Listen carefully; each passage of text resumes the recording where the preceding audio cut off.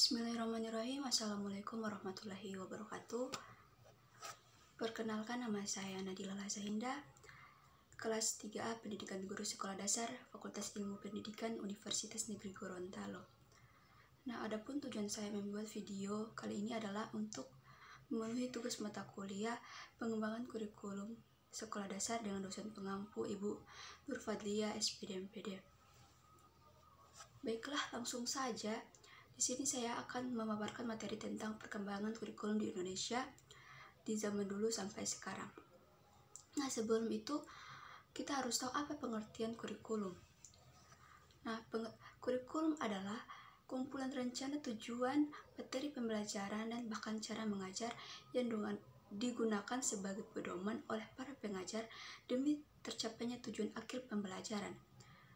Nah, menurut Wikipedia yang saya baca, kurikulum adalah perangkat mata pelajaran dan program pendidikan yang diberikan oleh suatu lembaga penyelenggaraan pendidikan yang berisi rancangan pelajaran yang diberikan kepada peserta pelajaran dalam suatu periode jenjang pendidikan.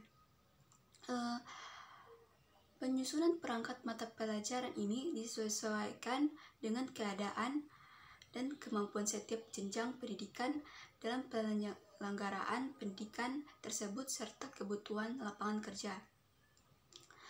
Lama waktu dalam satu kurikulum itu biasanya disesuaikan dengan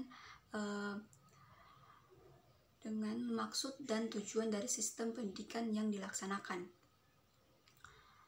Kurikulum ini juga dimaksudkan untuk dapat mengarahkan kepada kegiatan pembelajaran secara menyeluruh. Nah, kemudian secara etimologis, kurikulum ini berasal dari bahasa Yunani, yaitu kurir yang berarti pelari atau kurere yang artinya tempat berpacu. Kemudian dari segi istilah, kata kurikulum dapat diartikan sebagai suatu jarak yang harus ditempuh oleh seorang pelari agar dia bisa mendapatkan medali atau penghargaan lainnya. Kemudian selanjutnya perkembangan kurikulum di Indonesia.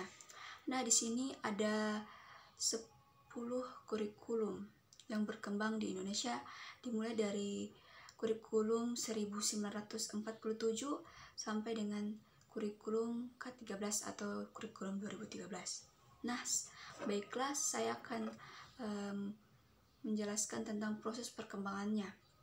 Yang pertama, kurikulum 1947. Mohon maaf, di sini saya salah menulis. Di sini ada kurikulum 1947 atau rencana pelajaran yang dirinci dalam rencana pelajaran terurai.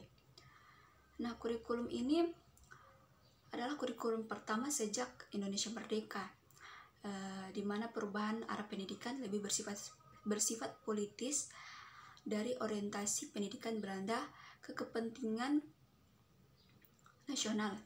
Saat itu mulai ditetapkan asas pendidikan Pancasila. Nah, kurikulum ini disebutkan Rencana Pelajaran 1947 dan baru dilaksanakan pada tahun 1950. Kemudian, karena kurikulum ini lahir di kala Indonesia baru merdeka, maka pendidikan yang diajarkan lebih menekankan pada pembentukan karakter manusia Indonesia yang merdeka, berdaulat, dan sejajar dengan bangsa di muka bumi ini. Fokus rencana pelajaran 1947 ini tidak menekankan pendidikan pikiran, melainkan hanya pendidikan watak, kesadaran beragama dan bermasyarakat. Artinya, pendidikan ini menekankan pada pendidikan karakter agar manusia Indonesia itu bisa saling menghargai, saling menghormati antar sesatu sama lain. Kemudian ada kurikulum 1952 kurikulum ini merupakan penyempurnaan kurikulum sebelumnya. Merinci setiap mata pelajaran sehingga dinamakan Rencana Pelajaran Terurai 1952. Kurikulum ini sudah mengarah pada suatu sistem pendidikan Indonesia seperti setiap pelajaran dihubungkan dengan kehidupan sehari-hari. Kemudian silabus mata pelajaran menunjukkan secara jelas seorang guru mengajar suatu mata pelajaran.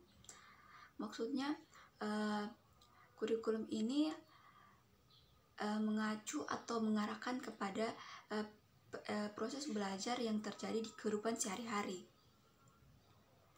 Misalnya apa yang terjadi ketika kita sedang di rumah, kemudian kita kaitkan dengan proses pelajaran yang akan diterapkan di sekolah. Kemungkinan seperti itu. Nah, selanjutnya kurikulum 1964. Nah, kurikulum ini di mana pemerintah kembali menyempurnakan sistem kurikulum pada tahun 1964. Namanya kurikulum atau Rencana Pendidikan 1964. Kurikulum ini bercirikan bahwa pemerintah mempunyai keinginan agar rakyat mendapat pengetahuan akademik untuk pembekalan pada jenjang SD, sehingga pembelajaran dipusatkan pada program Pancawardana, yaitu pengembangan moral, kecerdasan emosional atau artistik, kepribadian, keterampilan, dan jasmani. Kemudian ada kurikulum 1968 atau kurikulum sekolah dasar. Nah, kurikulum pertama atau sejak jatuhnya Soekarno dan digantikan Soeharto bersifat politis dan menggantikan Rencana Pendidikan 1964 yang dicitrakan sebagai produk Orde Lama. Nah, kurikulum 1968 ini bertujuan untuk membentuk manusia Pancasila sejati, kuat, sehat jasmani, mempertinggi kecerdasan dan keterampilan jasmani, moral, budi pekerti, dan keyakinan beragama. Kurikulum 1968 ini merupakan perwujudan dari perubahan orientasi pada pelaksanaan Undang-Undang 1945 secara murni. Kemudian cirinya muatan materi pelajaran bersifat teoritis, tidak mengaitkan dengan permasalahan faktual di lapangan, dan titik beratnya pada materi apa saja yang tepat diberikan kepada setiap jenjang pendidikan. Kemudian isi pendidikan ini diarahkan pada kegiatan mempertinggi kecerdasan atau keterampilan serta mengembangkan fisik sehat dan kuat. Nah, kemudian ada kurikulum 1975. Kemudian di tahun ini pemerintah juga memperbaiki kurikulum pada tahun itu. Kurikulum ini menekankan pendidikan lebih efektif dan juga efisien. Menurut Mujito, Direktur Pembinaan TK dan SD Departemen Pendidikan Nasional kala itu, kurikulum ini lahir karena pengaruh konsep di bidang manajemen by objektif atau metode, materi, dan tujuan pengajaran dirinci oleh prosedur pengembangan sistem instruksional PPSI. Dikenal dengan istilah satuan pelajaran, yaitu rencana pelajaran setiap satuan bahasan. Next, kemudian kurikulum 1984. Nah, kurikulum ini mengusung pendekatan proses keahlian. Meski mengutamakan pendekatan proses, tapi faktor tujuan tidak penting. Kurikulum ini juga sering disebut kurikulum 1975 yang disempurnakan. Posisi siswa ini ditempatkan sebagai subjek belajar dari mengamati sesuatu, mengelompokkan, mendiskusikan, hingga melaporkan. Model ini disebut cara belajar siswa ya aktif atau CBSA, atau artinya siswa ditekankan untuk lebih aktif dalam berdiskusi, kelompok dalam satu pelajaran. Nah, selanjutnya kurikulum 1994. Nah, kurikulum ini pemerintah juga mulai memperbarui dengan upaya untuk memadukan kurikulum sebelumnya. terutama kurikulum 1975 dan 1984. Namun perpaduan antara tujuan dan proses belum berhasil, sehingga banyak kritik berdatangan disebabkan oleh beban belajar siswa dinilai terlalu berat, dari muatan nasional sampai muatan lokal. Misalnya bahasa daerah, kesenian, keterampilan daerah, dan lain-lain. Kemudian kurikulum 2004 atau kurikulum berbasis kompetensi KBK. Nah, pada tahun 2004 diluncurkan kurikulum berbasis kompetensi atau KBK sebagai pengganti kurikulum 1994. Nah, di sini kurikulum ini adalah suatu program pendidikan berbasis kompetensi harus mengandung 3 unsur pokok, yaitu pemilihan kompetensi sesuai spesifikasi indikator-indikator, kompetensi evaluasi untuk menentukan keberhasilan pencapaian kompetensi, dan pengembangan pembelajaran. KBK ini mempunyai ciri-ciri sebagai yang menekankan pada karakter ketercapaian kompetensi siswa baik secara individual maupun klasikal, berorientasi pada hasil belajar dan keberagaman. Kegiatan belajar menggunakan pendekatan dan metode bervariasi. Kemudian sumber belajar siswa bukan hanya guru, tetapi juga sumber belajar lainnya yang memenuhi unsur edukatif. Artinya di kurikulum 2004 ini banyak sekali sistem pembelajaran yang diterapkan. Ya, maksudnya bukan hanya guru yang berpartisipasi dalam pembelajaran, melainkan siswa juga harus ikut aktif dalam pembelajaran di KTSP di kurikulum 2004 ini. Next, selanjutnya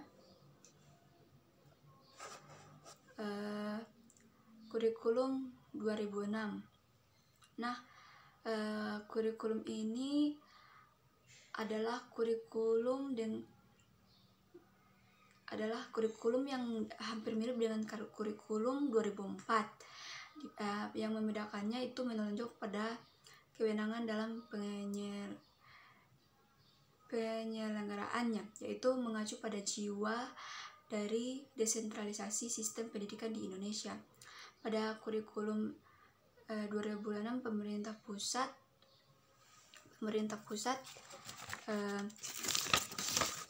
menetapkan standar kompetensi dan kompetensi dasar. Guru dituntut mampu mengembangkan sendiri silabus dan penilaian sebagai kondisi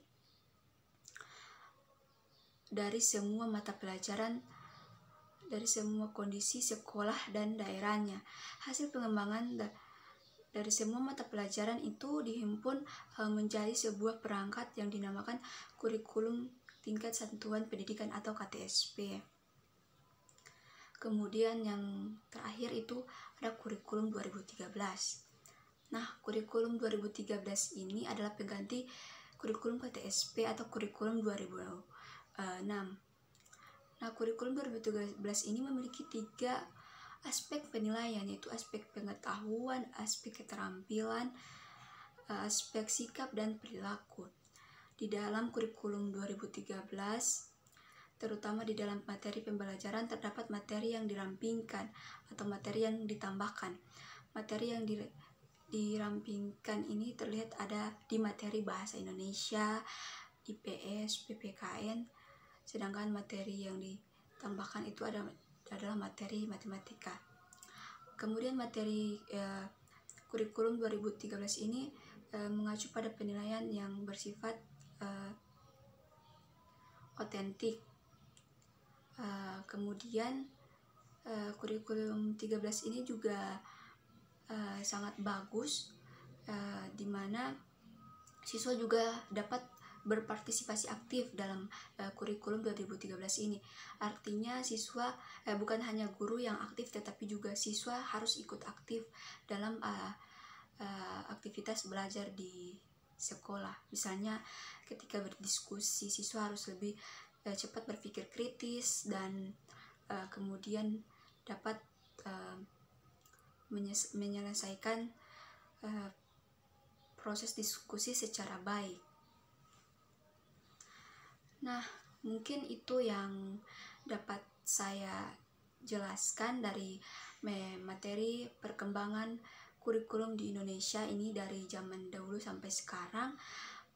Jika ada kesalahan, saya mohon maaf. Demikianlah. Assalamualaikum warahmatullahi wabarakatuh.